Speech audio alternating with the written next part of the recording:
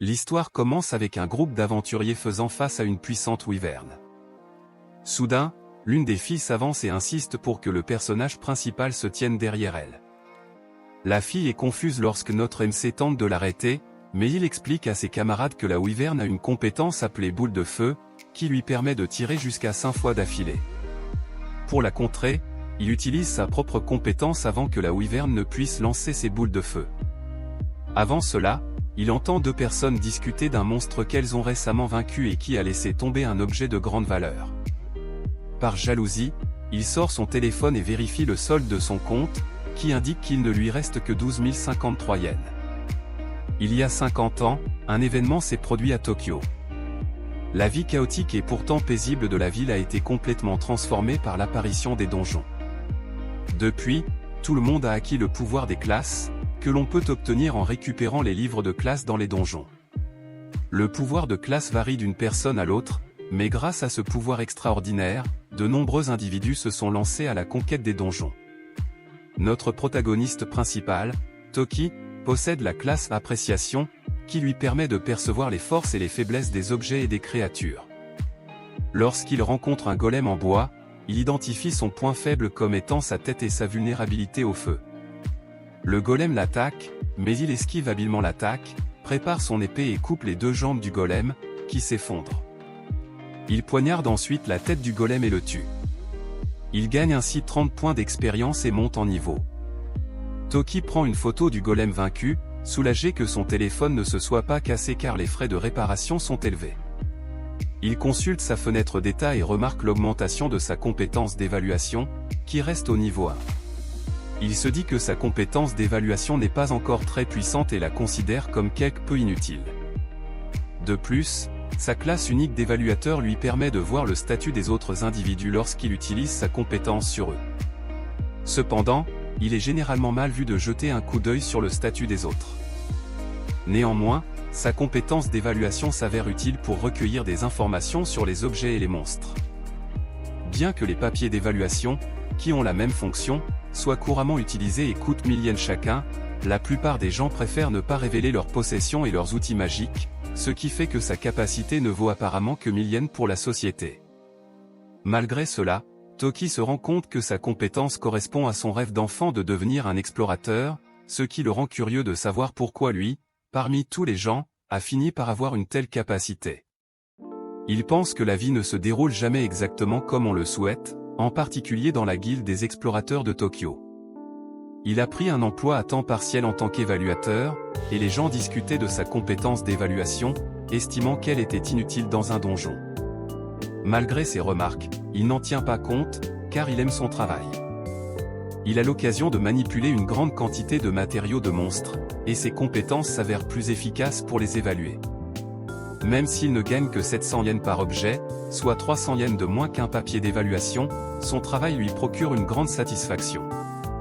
Après avoir reçu son paiement pour la journée, il rentre chez lui, gagnant à peine 770 yens en une heure. Une fois rentré chez lui, il télécharge une vidéo et décide de la regarder. La vidéo présente le Slim qu'il a combattu et il ajoute le statut du Slim, le premier monstre qu'il a vaincu, à la description. Conscient qu'il n'est pas réaliste de devenir un explorateur de premier plan avec sa classe et ses capacités, il envisage de gagner de l'argent grâce à la diffusion en continu. Il a l'intention de publier les statistiques du Slim sur Internet, bien qu'il ne soit pas certain qu'il y ait une demande pour ce genre de vidéo. Après l'avoir posté, il tente de s'endormir, mais n'y parvient pas. Il finit par vérifier à nouveau sa vidéo, réalisant qu'il s'agit de sa toute première vidéo. Au bout d'une heure, elle n'a été visionnée que 5 fois. Il décide donc de s'endormir, en espérant qu'elle sera davantage visionnée à son réveil. Pendant qu'il dort, le nombre de vues augmente de façon significative et il acquiert une quantité considérable d'expérience, ce qui fait que son niveau augmente d'une unité. Il se réveille confus, vérifie sa fenêtre d'état et constate que son niveau a augmenté. Il se demande si son livre de classe est défectueux ou si quelque chose d'autre n'est pas en train de se produire. Il enquête et fait des recherches, mais malheureusement, il ne trouve aucune réponse. Frustré, il décide de vérifier sa vidéo et est ravi de constater qu'elle a été visionnée plus de 30 fois en une nuit. Encouragé, il décide de poster les 6 autres vidéos en une seule fois. Le lendemain, il découvre avec stupeur que son niveau est passé au niveau 5. Il est très perplexe sur ce qui se passe. Soudain, une notification apparaît sur son téléphone, indiquant un commentaire sur sa chaîne. Tout excité, il consulte les commentaires et en trouve un de Rihanna, qui exprime sa gratitude parce qu'elle a pu vaincre son premier monstre sans crainte grâce à son aide. Il éprouve un immense bonheur à savoir que sa capacité d'évaluation a été utile à quelqu'un d'autre. Le nombre total de vues sur ces 7 vidéos dépasse les 1000, et il est heureux de constater une augmentation aussi importante depuis le début. Il se dit qu'il y a peut-être d'autres personnes qui, comme Rion, vainquent des monstres après avoir regardé les vidéos qu'il a tournées à leur sujet. Cette pensée le choque, car il se demande si ceux qui vainquent les monstres après avoir regardé ces vidéos ne contribuent pas à son propre gain d'expérience.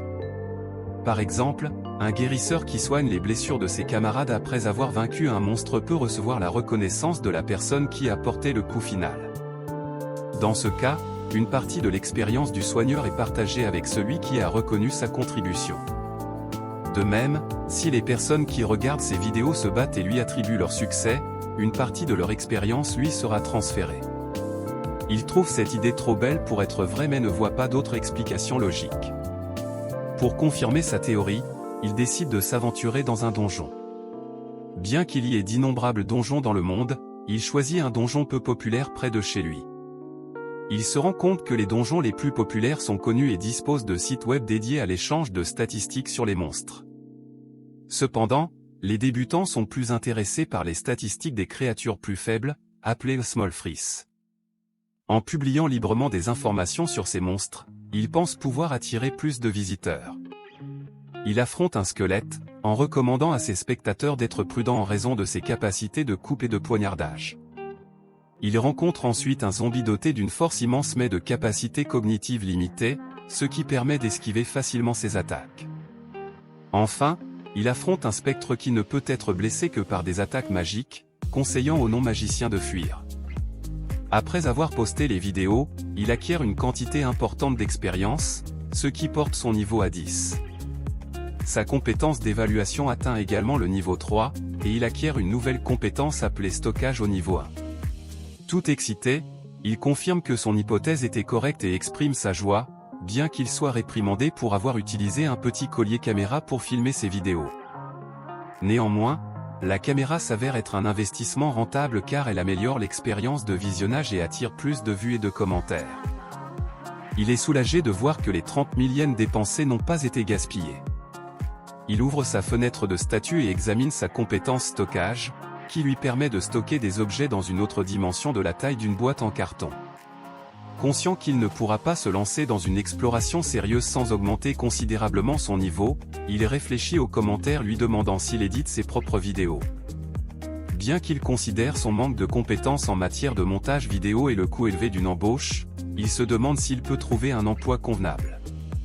Le hasard fait bien les choses, il découvre une offre d'emploi qui correspond parfaitement à ses centres d'intérêt. Au bout d'une semaine, il reçoit un courriel l'informant que sa candidature a été acceptée.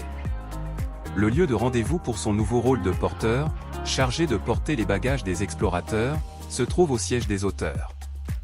À son arrivée, il informe la réceptionniste qu'il est le candidat et elle lui demande de la suivre. En entrant dans la salle de réunion, il se retrouve entouré d'explorateurs intimidants qui le regardent avec appréhension. Effrayé, il se présente pour ne pas paraître impoli, mais comme prévu, personne ne lui prête attention. Il se rend compte que personne n'a envie de lui parler puisqu'il n'est qu'un simple porteur. Cependant, ses attentes sont remises en question lorsqu'une personne s'approche de lui et se présente comme Kezuma Shugu, le maître de la guilde des seigneurs d'Ortrus. Kezuma s'éloigne alors, mentionnant que la réunion va bientôt commencer et lui demandant d'attendre à sa place.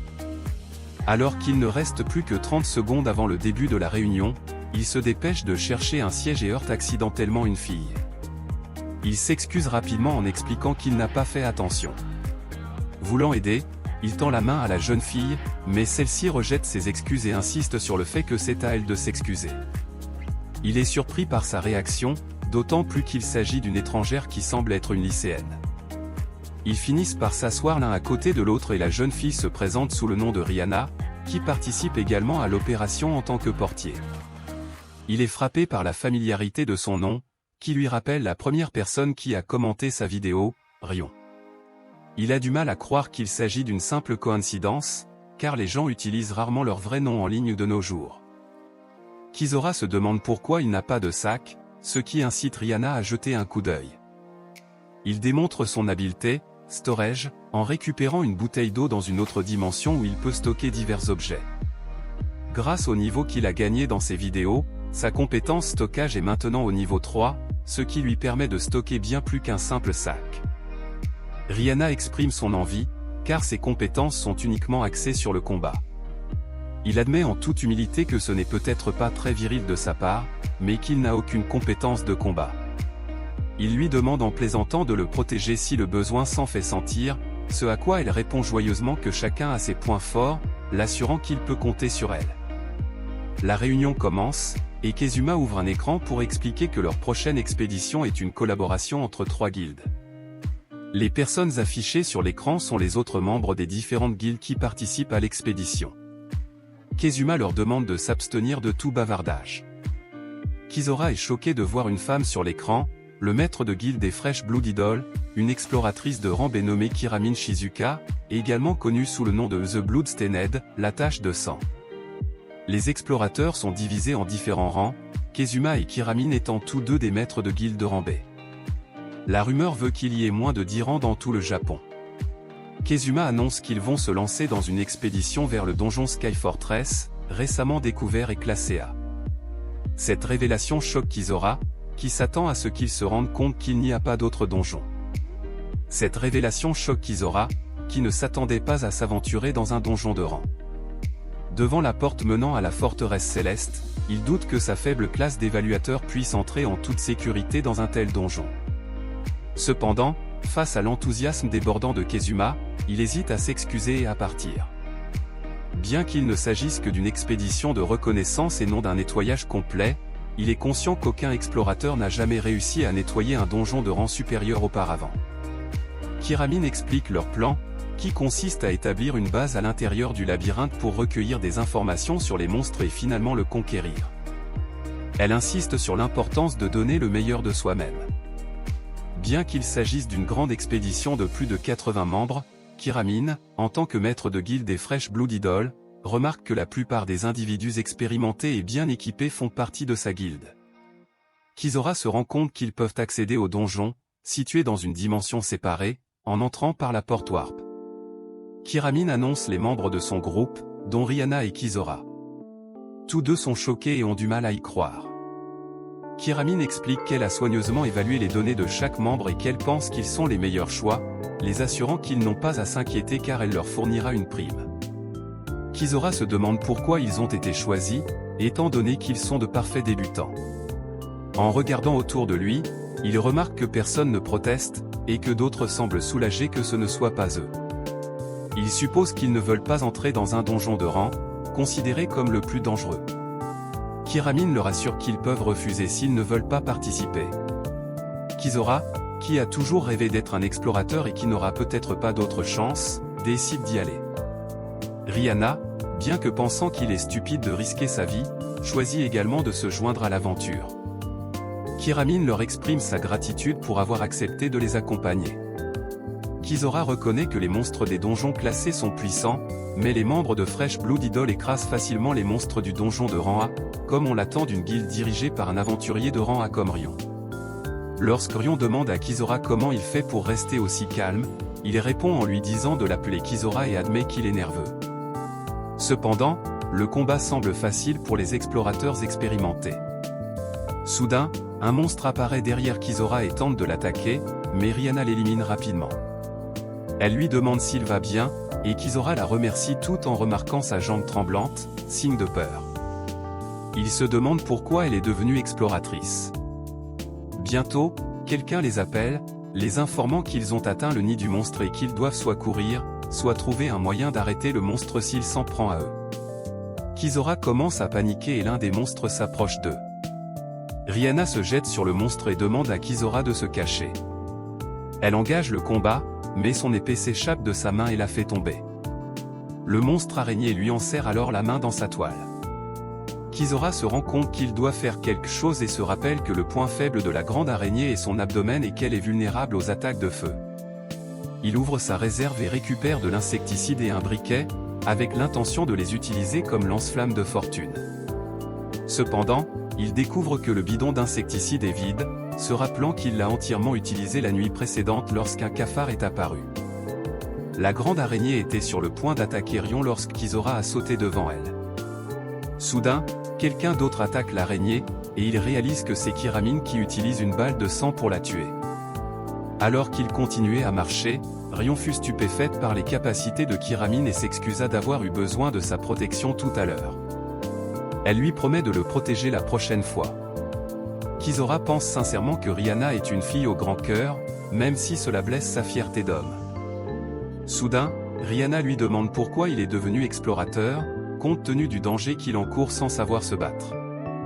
Cette question lui rappelle un proche. Rion lui demande s'il va bien, mais leur conversation s'interrompt lorsqu'ils sentent une présence et qu'une wyvern rouge apparaît.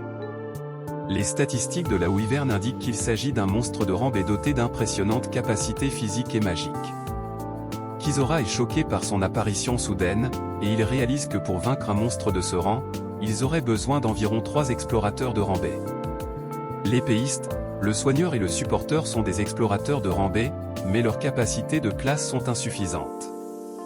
Cependant, ils ont avec eux Kiramine, qui est déterminé à ne pas perdre contre un seul monstre. Soudain, ils entendent un autre cri strident, et une autre wyvern rouge apparaît derrière eux, les acculant. Kiramine court rapidement vers la seconde wyvern, tandis que Rion s'efforce de lui faire gagner du temps. La wyvern les attaque avec sa queue, mais un membre des Fresh Blood Idol vient à leur secours, activant une compétence d'épée de feu pour combattre la wyvern. Kizora se rend compte qu'une attaque de feu ne sera pas efficace en raison de la résistance de la wyvern, et qu'il serait préférable d'utiliser des compétences physiques. Il comprend que dans une situation de vie ou de mort, il est rare que les gens disposent d'informations détaillées sur l'ennemi, mais si c'était le cas, les explorateurs vétérans seraient bien plus performants. La question est de savoir s'il croirait les paroles d'un porteur débutant comme lui.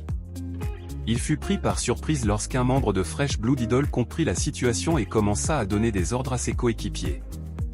Il devait retenir la wyvern en utilisant des attaques physiques et aquatiques jusqu'à ce que Kiramine revienne. On demanda à Kizora s'il savait quelque chose d'autre, et il cria que la wyvern attaquait avec une boule de feu. Heureusement, ils ont utilisé un bouclier de glace pour bloquer l'attaque de la boule de feu. Kizora avait appris une compétence appelée Observation au niveau 20, qui lui permettait de prédire les actions de l'ennemi en observant son mana et ses mouvements musculaires. Il les avertit d'une prochaine attaque du ciel et du danger de se défendre avec de la magie. La wyvern fonça sur eux, mais l'avant-garde réussit à bloquer son attaque et à rediriger sa trajectoire. Ils endommagèrent le coup de la wyvern à l'aide de leur bouclier hérissé de pointe. Kiramine arriva après avoir tué l'autre wyvern et utilisa son attaque signature, Drain de sang, pour drainer chaque goutte de sang de la wyvern, la faisant s'effondrer et laissant un cristal sur le sol. Kizora gagna beaucoup d'expérience et augmenta son niveau d'une unité. Rion fut étonné de voir que même s'ils n'étaient que des porteurs, Kizora jouait un rôle important. Kizora répondit que c'était parce que tous les membres de l'équipe étaient forts et qu'il avait partagé certaines informations. Ils continuèrent à parcourir les donjons, Kizora utilisant sa compétence d'évaluation pour minimiser les pertes. Bien qu'il n'ait pas gagné beaucoup d'expérience, son niveau a continué à augmenter régulièrement. Pendant leur repos, Kiramine s'approcha de Kizora et le félicita pour l'utilité de ses capacités d'évaluation. Kizora pensa qu'elle serait également intéressée par ses compétences de stockage. Kiramine reconnut que ses compétences étaient impressionnantes et exprima de grandes attentes quant à ses futures contributions. Kizora se demanda si Kiramine avait également reconnu le pouvoir de Rion et si elle avait réalisé le potentiel de sa compétence d'évaluation. Au fur et à mesure qu'il tuait des monstres, Kizora gagnait de l'expérience. Il réalisa que son expérience croissante était due au fait que l'équipe reconnaissait sa contribution. Ils reprirent leur route, et Kizora réfléchit au potentiel de l'acquisition d'une nouvelle compétence tous les 10 niveaux, espérant que sa 4e compétence lui permettrait d'aider au combat. Il fut déconcerté lorsqu'il aperçut un ogre caché derrière l'un des piliers, tenant un gros rocher. L'ogre lança le rocher sur Rion, qui se précipita vers lui et utilisa sa compétence de stockage pour absorber le projectile. Cependant, l'impact l'envoya tout de même s'écraser contre l'un des piliers. Alors que d'autres ogres émergeaient, il se rendit compte qu'il n'avait pas réussi à annuler complètement le coup, ce qui lui valut un bras complètement cassé. De façon inattendue, le pouvoir caché de Rion émergea et elle attaqua rapidement, coupant l'un des ogres en deux. Rion, une invocatrice divine de niveau 16 âgée de 17 ans, possédait un pouvoir qui résidait dans son arme. D'après son évaluation et son observation, il supposait qu'elle avait encore du mal à contrôler pleinement ses capacités. Soucieuse de son bien-être, Rion s'approcha de lui et lui demanda de soigner son bras, déclarant qu'il avait besoin de premiers soins immédiats. À sa grande surprise, quelqu'un lui lança une potion de soins de haute qualité, c'était Kiramine. Il se demanda s'il était normal qu'elle lui offre une potion aussi précieuse, mais elle le rassura en lui disant qu'elle n'y voyait pas d'inconvénient et qu'elle n'était pas sûre de l'état des objets stockés dans son entrepôt après l'impact. Avec l'aide de Kiramine, il parvint à ouvrir la potion, réalisant que son inquiétude provenait de ses propres possessions. Reconnaissant pour son soutien, il but la potion, ce qui guérit complètement son bras. Kiramine a insisté sur le fait qu'ils avaient besoin de lui et a prolongé leurs 2 contrats d'1 jour, consolidant ainsi leur alliance. Merci d'avoir regardé et rendez-vous dans la prochaine partie. Bonne journée à tous.